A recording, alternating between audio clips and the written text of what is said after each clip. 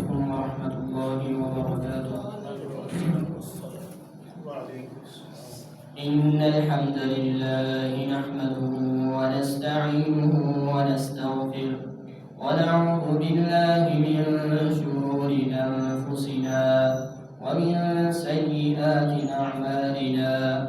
من يهده الله فلا مضل له ومن يضلل فلا هادي له، وأشهد أن لا إله إلا الله وحده لا شريك له، وأشهد أن محمدًا عبده ورسوله. يا أيها الذين آمنوا اتقوا الله حق تقاته ولا تموتن إلا وأنتم مسلمون. يا أيها الناس اتقوا ربكم الذي خلقكم من نفس واحدة وخلق منها زوجها وبث منهما رجالا كثيرا ونساء، واتقوا الله الذي تساءلون به والأرحام إن الله كان عليكم رقيبا. يا أيها الذين آمنوا اتقوا الله وقولوا قولا سديدا يصلح لكم أعمالكم ويغفر لكم ذنوبكم، ومن يطع الله ورسوله فقد فاز فوزا عظيما. أما بعد، فإن خير الحديث كتاب الله، وخير الهدي هدي محمد صلى الله عليه وسلم، وشر الأمور محدثاتها، وكل محدثة بدعة، وكل بدعة ضلالة، وكل ضلالة في النار. أعوذ بالله السميع العليم من الشيطان الرجيم. يرفع الله الذين آمنوا منكم والذين أوتوا العلم درجات. صدق الله العظيم. رب اشرح لي صدري ويسر لي أمري واحلل عقدة من لساني يفقهوا قولي. رب زدني علما، رب زدني علما، رب زدني علما. سبحانك لا علم لنا إلا ما علمتنا إنك أنت العليم الحكيم. हर किस्म की हम्दो सना, तारीफ़ात, तमजीदात अल्लाह रब्बुल इज़्ज़त की ज़ाते गिरामी के लिए। दुरूद व सलाम मेरे और आपके पीर व मुर्शद हादी और रहबर इमामुल अंबिया खातमुन नबिय्यीन रहमतुल लिल आलमीन हज़रत रसूलुल्लाह सल्लल्लाहु अलैहि वसल्लम की ज़ात मुबारका के लिए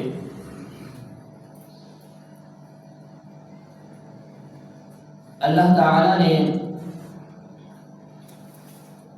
बनी नौ इंसान की हिदायत के लिए,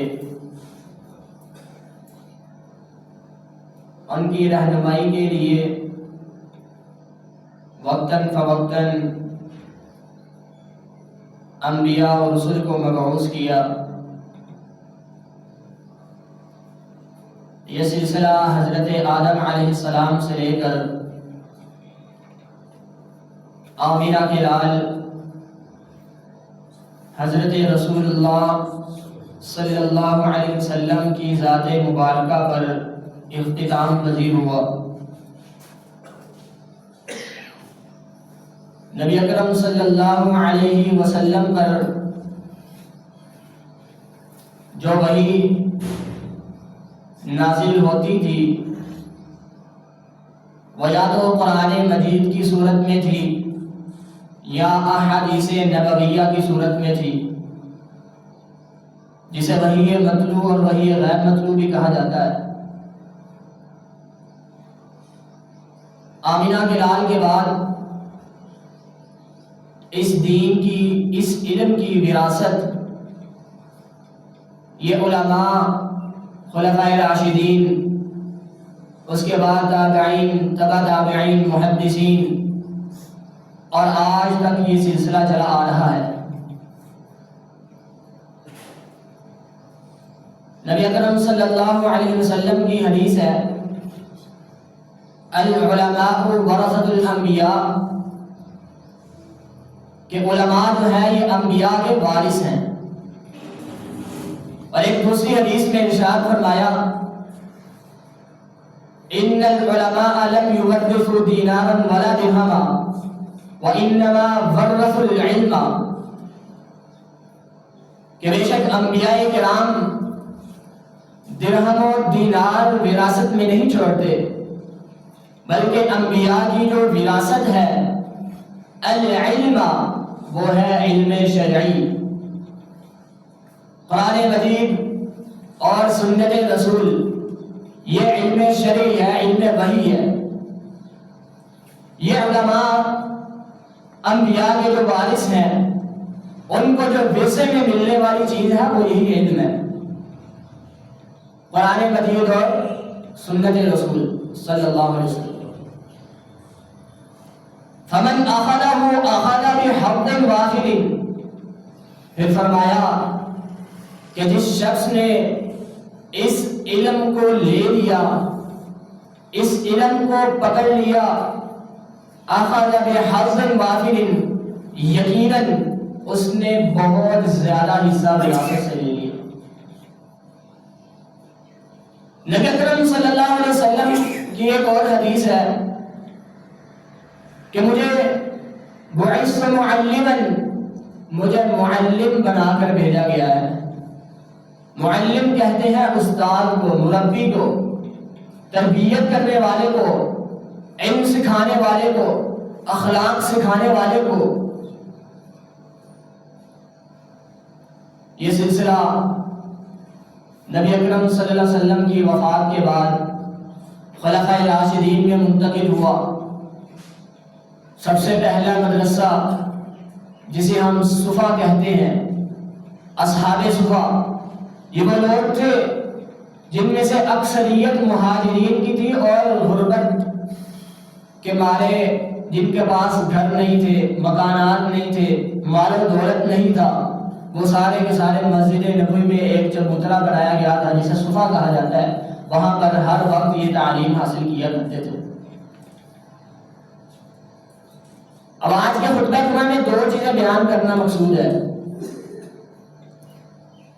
کہ یہ جو علم ہے، علم شرعی، اس کی اہمیت اور ضرورت کیا ہے، اور دوسرے نمبر پر یہ سوال جو بالکل عام سا سوال ہے اور بڑا کیا جاتا ہے کہ اس علم کی ضرورت کیا ہے، اس علم کو کیوں حاصل کیا جائے، کس مقصد کے لیے حاصل کیا جائے، اس سے کیا فائدہ حاصل ہوگا۔ تو پہلا موضوع کہ اس کی اہمیت اور ضرورت کیا ہے، نبی اکرم صلی اللہ علیہ وسلم نے فرمایا، نَضَّرَ اللَّهُ امْرَأً سَمِعَ مِنَّا حَدِيثًا فَحَفِظَهُ حَتَّى يُبَلِّغَهُ غَيْرَهُ، اللہ تعالیٰ اس شخص کے چہرے کو تر و تازہ رکھے، اللہ تعالیٰ اس شخص کے چہرے کو تر و تازہ رکھے جس نے ہم سے کوئی حدیث سنی اور اس کے یاد کر کے آگے پہنچا دیا۔ نبی اکرم صلی اللہ علیہ وسلم کی دعا اس شخص کے لیے ہے۔ اللہ تعالیٰ قرآن مجید میں ارشاد فرماتے ہیں، یرفع اللہ الذین آمنوا منکم، اللہ تعالیٰ تم میں سے ایمان والوں کے درجات کو بلند کرتا ہے، اور ساتھ یہ فرما دیا والذین اوتوا العلم درجات، اور ان لوگوں کے بھی درجات بلند کرتا ہے جو علم والے ہیں۔ اور قرآن مجید میں ارشاد فرمایا قل هل یستوی الذین یعلمون والذین لا یعلمون، کیا وہ لوگ جو علم رکھتے ہیں وہ ان لوگوں کے برابر ہو سکتے ہیں جو علم نہیں رکھتے؟ یہاں علم سے مراد علم شرعی ہے۔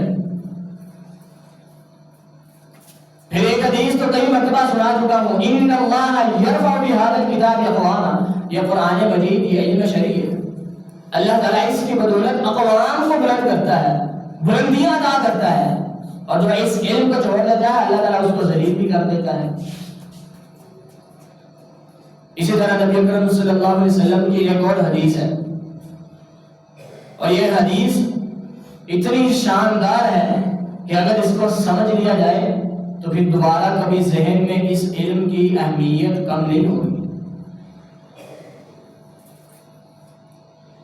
اس علم والوں اور اس علم کی اتنی زیادہ قرآن و حدیث میں فضیلت بیان ہوئی ہے کہ نبی اکرم صلی اللہ علیہ وسلم کا فرمان ہے، من سلک طریقا یلتمس فیہ علما سہل اللہ لہ بہ طریقا الی الجنہ۔ آج ہم بڑی کوششیں کرتے ہیں، عبادات کرتے ہیں، روزہ نماز پڑھتے ہیں، زکوٰۃ دیتے ہیں، عمرہ و حج کرتے ہیں، الغرض اپنی ہر کوشش کرتے ہیں کس لیے کہ ہمیں جنت مل جائے، اللہ کی رضا حاصل ہو جائے، جبکہ ایک آسان طریقہ نبی اکرم صلی اللہ علیہ وسلم نے بتلایا، من سلک طریقا، وہ شخص جو اس راستے پر چلا جس راستے میں اس نے علم حاصل کرنے کے لیے جدوجہد کی، سہل اللہ لہ بہ طریقا الی الجنہ، ایسے شخص کے لیے اللہ تعالیٰ جنت کا راستہ آسان کر دیتا ہے۔ یہ وہ علم ہے کہ اس راستے پر چلنے کی وجہ سے، علم کی تلاش کی وجہ سے اللہ تعالیٰ اس کے لیے جنت کا راستہ آسان کر دیتے ہیں۔ یہ وہ علم ہے۔ ایک اور حدیث نبی اکرم صلی اللہ علیہ وسلم نے ارشاد فرمایا، ان اللہ وملائکتہ، بے شک اللہ تعالی، وملائکتہ، اور اس کے فرشتے، واہل السماوات، آسمانوں والے تمام فرشتے، واہل الارضین، تمام ساتوں زمینوں کی مخلوقات، حتی النملۃ فی جحرہا، حتیٰ کہ ایک چونٹی اپنے بل میں، وحتی الحوت فی البحر، اور حتیٰ کہ مچھلیاں سمندر کے اندر، لیصلون علی معلم الناس الخیر، پتہ وہ کیا کرتی ہیں؟ اللہ تعالیٰ خود بھی، اس کے فرشتے بھی، تمام آسمانی مخلوقات بھی، تمام زمین کی مخلوقات بھی، چیونٹیاں تک، اور سمندر میں رہنے والی مچھلیاں بھی، وہ خیر و برکت کی دعا کرتی ہیں اس شخص کے لیے جو لوگوں کو خیر کی تعلیم دیتا ہے۔ تمام کی تمام مخلوقات صرف ایک شخص کے لیے دعا کرتی ہیں، اور وہ شخص ہے جو لوگوں کو خیر کی تعلیم دیتا ہے۔ اور یہ خیر کیا ہے؟ قُلْ بِفَضْلِ اللَّهِ وَبِرَحْمَتِهِ فَبِذَلِكَ فَلْيَفْرَحُوا، یہ قرآن مجید ہے، یہ سنت رسول ہے، یہ علم وحی ہے، اتنی فضیلت ہے۔ اور ایک اور حدیث میں نبی اکرم صلی اللہ علیہ وسلم کا فرمان ہے کہ ایک عالم کی فضیلت ایک عامی شخص پر، بڑی توجہ کے ساتھ سننے والی حدیث ہے، ایک عالم کی فضیلت ایک عام بندے پر یہ ایسے ہی ہے کہ جیسے میری فضیلت ہے ایک امتی پر۔ مجھے بتلائیے،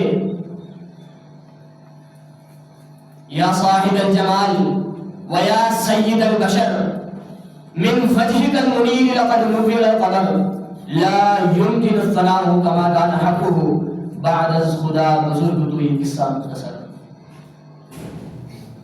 امام الانبیاء خاتم النبیین رحمت للعالمین، کہ جس کے بارے میں شاعر نے کہا قصہ مختصر یہ ہے کہ کائنات میں اللہ رب العزت کے بعد اگر کوئی ذات ہے تو وہ آپ کی ذات ہے۔ پوری کائنات میں، انبیاء تمام امتوں میں، ان سب کے امام جو ہے وہ امام الانبیاء حضرت رسول اللہ صلی اللہ علیہ وسلم ہے۔ اور ایک عالم کے بارے میں نبی اکرم صلی اللہ علیہ وسلم نے فرمایا کہ اس کی فضیلت ایسے ہی ہے کہ جیسے میری فضیلت ایک عام بندے پر ہے۔ ایک دوسری حدیث میں فرمایا عالم ایسے ہی ہے کہ جیسے آسمان میں چمکتا ہوا چودھویں کا چاند ہے۔ یہ ایک عالم کی فضیلت ہے۔ اور عالم بھی کون سا؟ یہ دنیاوی ڈگریوں والا عالم نہیں مراد۔ کیوں نہیں مراد؟ کیونکہ ایک حدیث میں نے پہلے سنا چکی ہے کہ العلماء ورثۃ الانبیاء، اور دوسرے حدیث میں فرمایا انبیاء علم چھوڑ کر جاتے ہیں. تو ظاہر سی بات ہے جو علم نبی اکرم صلی اللہ علیہ وسلم نے چھوڑا وہ کون سا علم ہے جی؟ قرآن و حدیث کا علم ہے نا. قرآن و حدیث کا علم والے ہی العلماء ورثۃ الانبیاء ہیں، یہی علماء ہیں. یہ صرف چند ایک احادیث اور آیات ہیں قرآن مجید میں اللہ تعالیٰ نے توحید الوہیت کے بارے میں جہاں بہت سارے دلائل بیان کیے. یاد رہے کہ قرآن مجید کا 1/3 حصہ توحید پر مبنی ہے. سورہ اخلاص کے بارے میں نبی اکرم صلی اللہ علیہ وسلم نے فرمایا کہ یہ 1/3 قرآن ہے، 1/3 قرآن ہے. یعنی قرآن کے 3 حصے کیے گئے تو اس کا ایک ہی حصہ یہ سورہ اخلاص ہے. اس کی فضیلت اتنی ہے. اور سورہ اخلاص کیا ہے؟ ذرا پڑھ کر دیکھیں. قل هو اللہ احد، اللہ ایک ہے. اللہ الصمد، اللہ بے نیاز ہے. لم یلد ولم یولد، نہ اس کی کوئی اولاد ہے نہ اس کی کسی کی اولاد ہے. ولم یکن لہ کفوا احد، اور نہ ہی اس کا کوئی ہمسر ہے. تو یہ ساری کی ساری توحید پر مبنی ہے. قرآن کا 1/3 حصہ توحید پر مبنی ہے. اس توحید الوہیت کے بارے میں اللہ تعالیٰ نے قرآن میں خود گواہی دی. شہید اللہ، اللہ خود گواہی دیتا ہے انہ لا الہ الا اللہ، کہ اللہ ایک ہے، اس کے علاوہ کوئی الہ نہیں، کوئی معبود پر حق نہیں. والملائکۃ، اور فرشتے بھی اس کی گواہی دیتے ہیں. مثال دیتا ہوں پھر بات سمجھنے میں آسانی ہو جائے گی. آج کل دنیا میں نا کوئی بڑا شخص ہو، بڑا سپر اسٹار ہو لوگوں کا، لوگ بڑا اس کو مانتے ہو، تو اگر وہ کسی عام شخص کا اپنے ساتھ ذکر کرتے نا، یا اپنی محبت کا اظہار کرتے یا اپنی گواہی کے ساتھ اس کا ذکر کرتے، تو لوگ بڑے خوش ہوتے ہیں کہ یار دیکھو میرا نام کہاں پہ آیا، دیکھو میرا نام کس نے لیا ہے. ہم کیا کہتے ہیں کہ میرا نام کہاں پر آیا، میرا نام لیا کس نے، دیکھو تو صحیح طرح.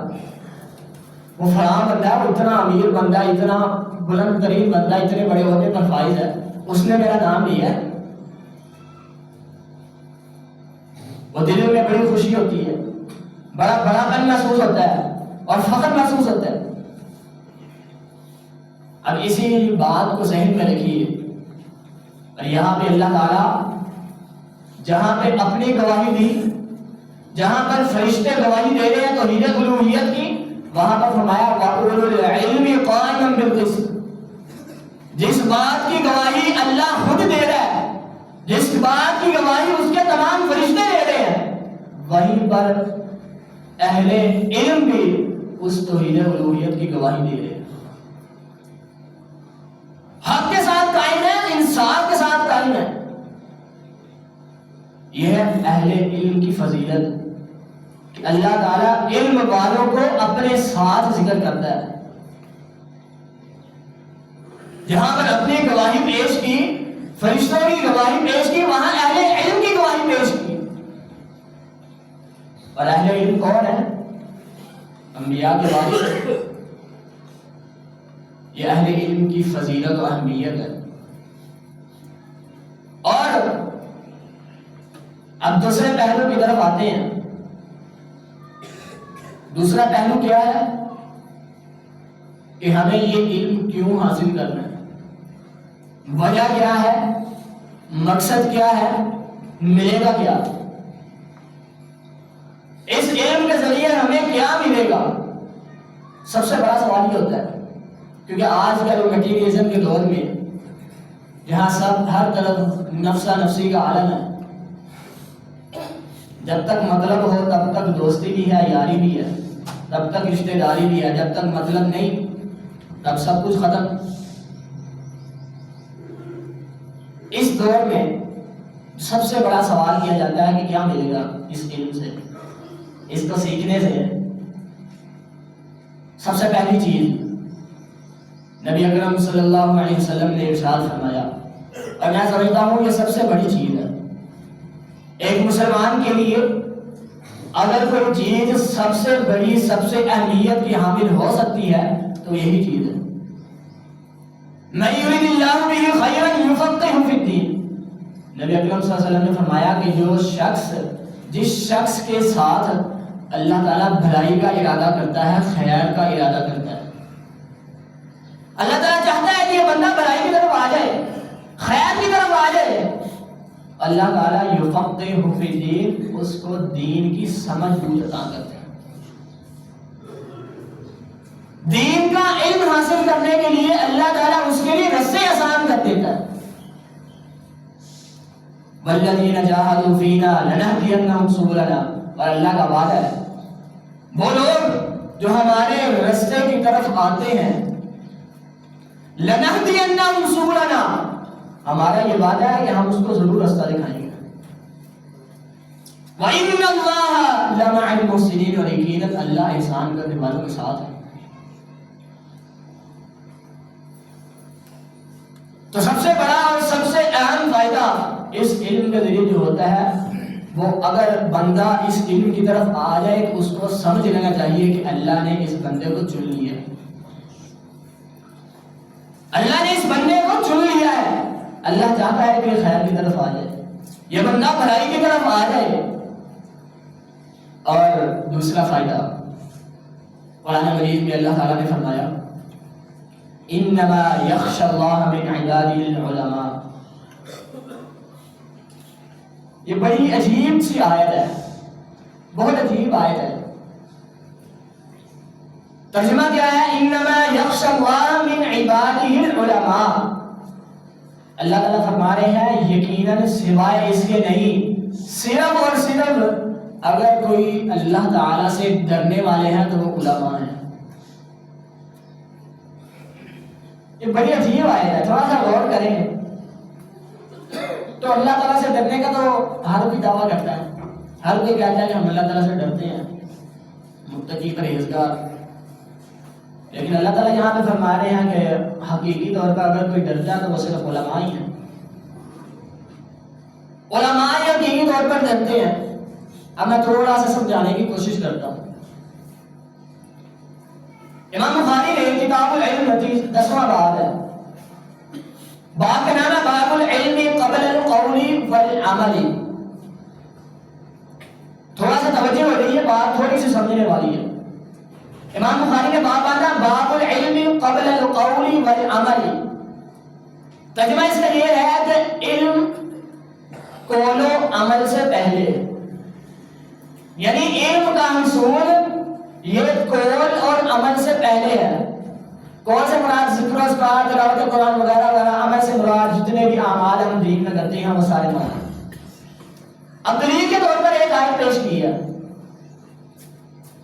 امام بخاری کی، جو اپنے صحیح بخاری ہے نا، بہت شاندار اور کوئی بات دلیل کے بغیر نہیں. دلیل کے طور پر پہلے ایک آیت پیش کی ہے. آیت کیا ہے؟ فَاعْلَمْ أَنَّهُ لَا إِلَهَ إِلَّا اللَّهُ. اللہ نے فرمایا آپ جانیے کہ بے شک اللہ کے علاوہ کوئی الہ نہیں. اب یہاں پہ اللہ تعالیٰ خود حکم دے رہے ہیں کہ پہلے سیکھو، جانو. کیا جانو؟ کہ اللہ کے علاوہ کوئی الہ نہیں. اب اس کا معنی صرف یہ نہیں ہے کہ لا الہ الا اللہ کہہ دینا اور اقرار کر لینا کہ اللہ کے علاوہ کوئی الہ نہیں، بس یہ نہیں بات. اگر یہی بات ہوتی تو اتنا کہنے سے مشرکین کو کیا تکلیف تھی؟ اگر اتنی زبانیں جو آج ہم کہتے ہیں، ہر بندہ کہتا ہے لا الہ الا اللہ، افضل ذکر لا الہ الا اللہ، ہر نماز کے بعد تسبیح ہوتی ہے، ورد ہوتا ہے اس کا. اگر صرف اس کا اتنا ہی معنی ہے تو مشرکین کو کیا اعتراض تھا؟ نبی اکرم صلی اللہ علیہ وسلم فرمایا قولوا لا الہ الا اللہ تفلحوا تملکوا العرب والعجم. یہ پہلا ٹکڑا تو سمجھ آتا ہے کہ فلاح پا جاؤ گے، لا الہ الا اللہ کہہ دو. آگے کیا فرمایا؟ تملکوا العرب والعجم. اس کا کیا تعلق اس سے؟ تھوڑا سا سمجھا کریں، سوال کیا کریں کہ یہ بات کیوں ہوئی ہے. نبی اکرم صلی اللہ علیہ وسلم فرما رہے ہیں کوہ صفا پہ چڑھ کر مشرکین کو دعوت دی اور سب سے پہلا کلمہ تھا قولوا لا الہ الا اللہ تفلحوا، اے لوگوں لا الہ الا اللہ کہہ دو فلاح پا جاؤ گے۔ آگے کیا فرمایا؟ تملیک العرب والعجم، تم عرب و عجم کے مالک بن جاؤ گے۔ بھائی کلمہ سے اس کا کیا تعلق ہے؟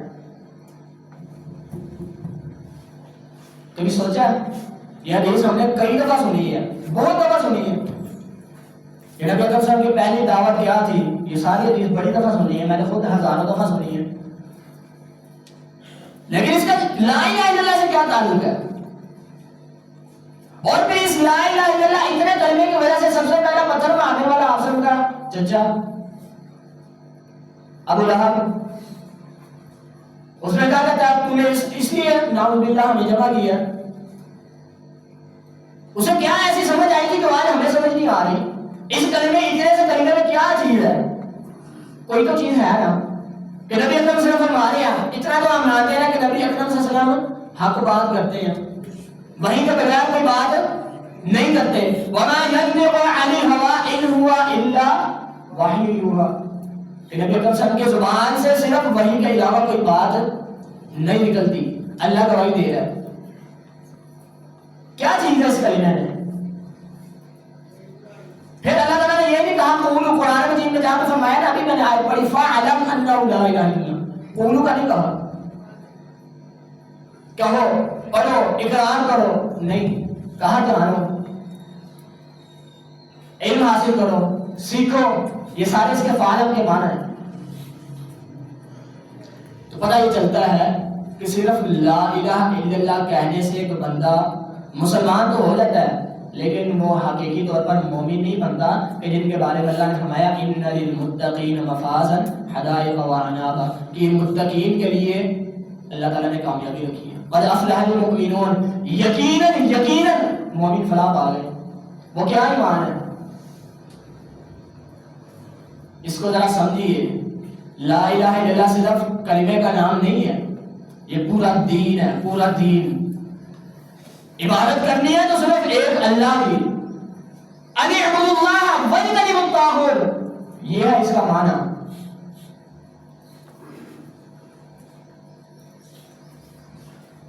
وہ شاید شعر ہے نا ایک کہ بندہ دو عالم سے خفا، خدا حشر میں کہہ دے کہ بندہ دو عالم سے خفا میرے لیے تھا۔ یہ ہے اس کلمہ کا معنی،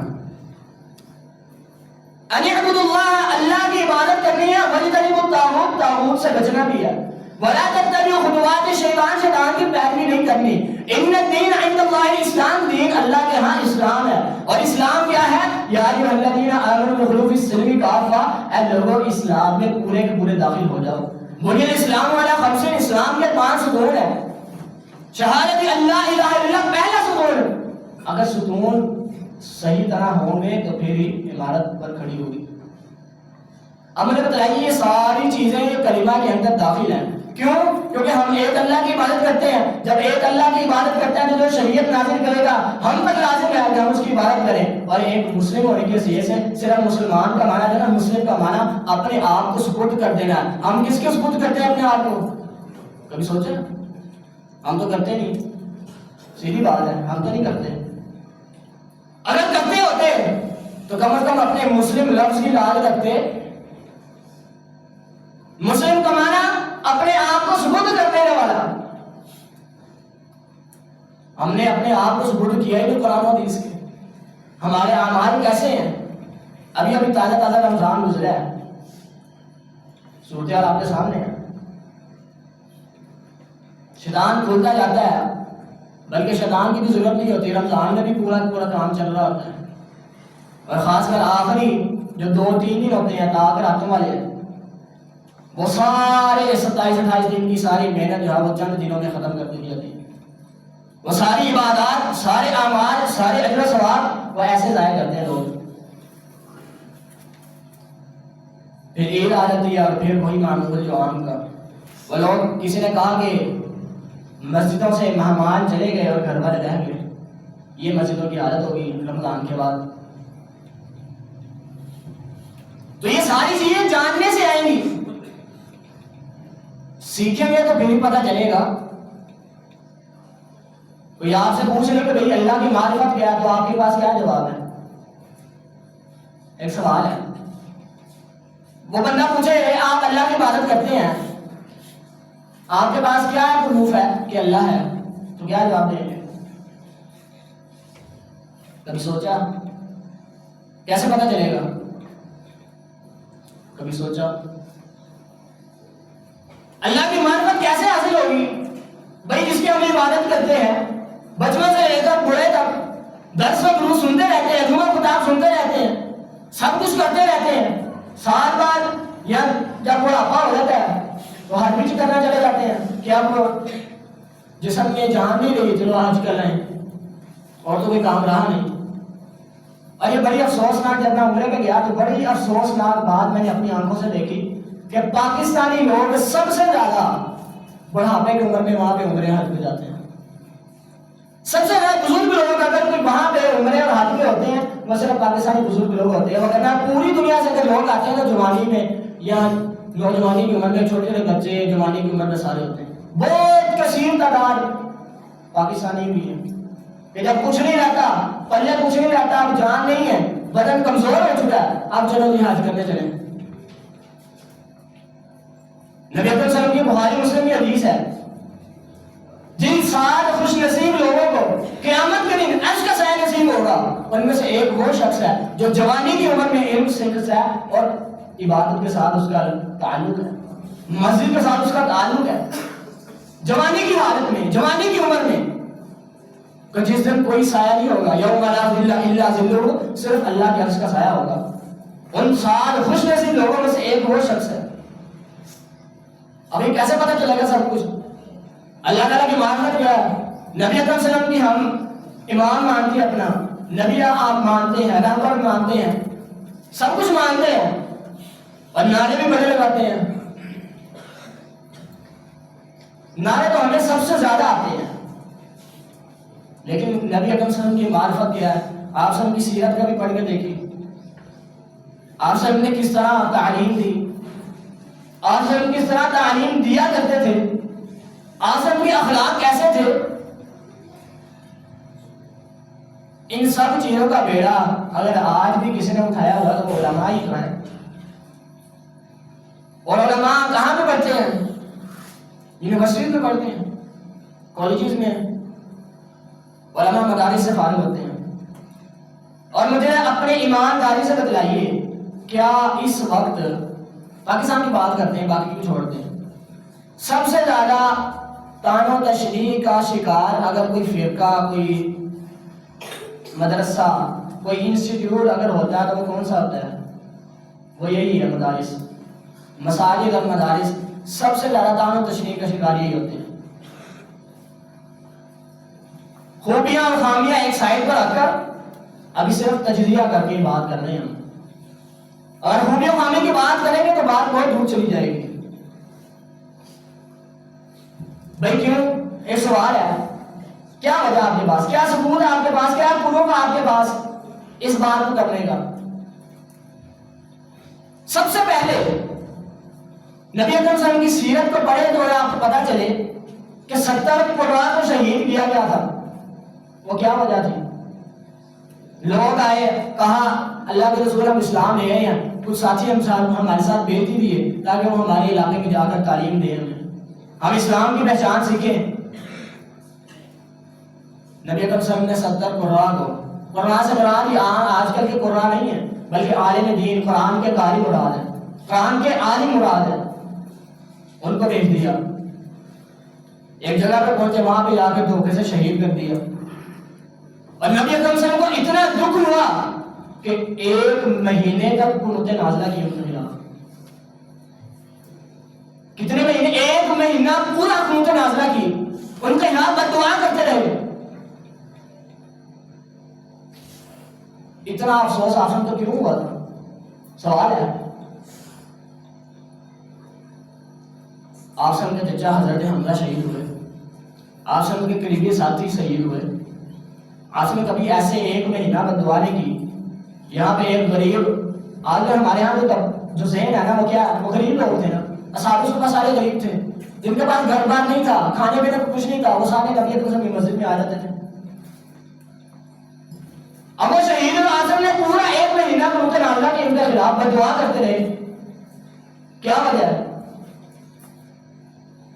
وجہ یہ ہے کہ یہی اسلام کی بنیاد کو ٹھیک کرنے والے ہیں، یہ درست کرنے والے ہیں، یہ اس علم کے محافظ ہیں، اور اس علم کے ذریعے ہی دنیا میں ترقی لوگوں کو ملے گی، مسلمانوں کو ملے گی۔ خلافت راشدہ میں سیدنا عمر فاروق نے جہاں بہت سارے کام کیے، وہاں مدرسے قائم کیے، گورنر کی خود نگرانی کرتے تھے، سب سے پہلے نماز کے پوچھا کرتے تھے، نماز کی تعلیم دیا کرتے تھے۔ خود آپ سے نے جب حضرت معاذ کو یمن کی طرف بھیجا تو ان کو سکھایا کہ ایسے ایسے دعوت دینی ہے لوگوں کو، تم عیسائیوں کی طرف جا رہے ہو، اہل کتاب کی طرف جا رہے ہو، تم نے ایسے ایسے دعوت دینی ہے۔ یہ کبھی سوچا کریں کہ یہ کیا وجوہات ہیں؟ سوال پیدا ہوتا نا، کیونکہ آج کل جینسی جو ہے وہ بڑے سوال تو دوسرے بہت کرتی ہے، انہوں نے یہ کر دیا، مدارس والے یہ، انہوں نے کیا گیا، سب سے بڑا سوال انہوں نے کیا گیا، دیا کیا قوم کو؟ بھئی آپ نے کبھی سوچا آپ نے کیا دیا؟ علماء تو اپنا کام جتنی حد تک جو بھی ہو رہا تھا کر رہے ہیں، خوبیوں خامیوں کو ایک سائڈ پر رکھ کر بات ہو رہی ہے۔ ابھی ہر طرف خوبیاں بھی ہوتی ہیں، خامیاں بھی ہوتی ہیں، یہ لازمہ ہے، اس کو سائڈ پر رکھ کر بات کر رہے ہیں۔ آپ نے کیا دیا؟ آپ مسلمان نہیں ہیں، آپ بحثیت ایک اور سوال آپ سے، بحثیت مسلم کوئی آپ سے پوچھ رہے ہیں بھائی آپ مسلمان ہیں، آپ کی کیا ذمہ داری ہے اسلام میں؟ کیا جواب ہے؟ ہماری کیا ذمہ داری ہے؟ ایک عالم کی ذمہ داری کیا، ایک عام بندے کی ذمہ داری کیا، پتہ ہے ہمیں؟ نہیں پتا۔ اتنا ضرور پتا ہے کہ ہم نے پیسے کمانے ہیں، اور پیسے کی کمانے کے نہ ہم نے حلال و حرام دیکھنا ہے، اور نہ ہم نے اخلاقیات دیکھنی ہے، بس پیسہ کمانا چاہیے جہاں سے مرضی آئے، جیسے مرضی آئے، اور اس کے لیے جو مرضی کرنا پڑے ہم کریں گے، کیونکہ آج کل ہر چیز بکتی ہے، امانت بھی بکتی ہے، دیانت بھی بکتی ہے، ایمان بھی بکتا ہے، اور لوگ بھی بکتے ہیں، سب کچھ بکتا ہے۔ لہذا ہمیں سوچنے کی ضرورت ہے، دوسروں پر انگلی اٹھانے کے بجائے، وہ کہتے ہیں نا کہ مثال بھی دیتے ہیں کہ جب بندہ دوسروں پہ ایسے انگلی کرتا ہے نا تو پہلے 3 انگلیاں اپنی طرف جاری ہوتی ہیں، اس 3 انگلیوں کی طرف ہی ذرا دیکھ لیں، اپنے گردان میں جان کے کہ ہم کیا کر رہے ہیں، ہم نے کیا دیا قوم کو، ہم نے امت مسلمہ کے لیے کیا کیا۔ اور آخر میں یہی کہوں گا، ایک شاعر نے کہا تھا، شاعر بھی بڑی بڑی باتیں کہہ جاتے ہیں کہ دعوت شلمت ضبط ظلمت شب سے تو بہتر تھا کہ اپنے حصے کا ہی دیا جلائے جاتے ہیں، بجائے اس کے کہ ہم دوسروں پر اعتراض کریں، دوسروں پر انگلیاں اٹھائیں۔ ہر کوئی بندہ آسان اصول، آسان رول جو ہے، ہر بندہ اپنے آپ کے گربان میں جان کے دیکھ لیں ہم نے کیا کیا۔ جب یہ احساس ذمہ داری پیدا ہو جائے گا تو انشاءاللہ مسلمان عروج کر دیں گے۔ وآخر دعوانا الحمدللہ رب العالمین۔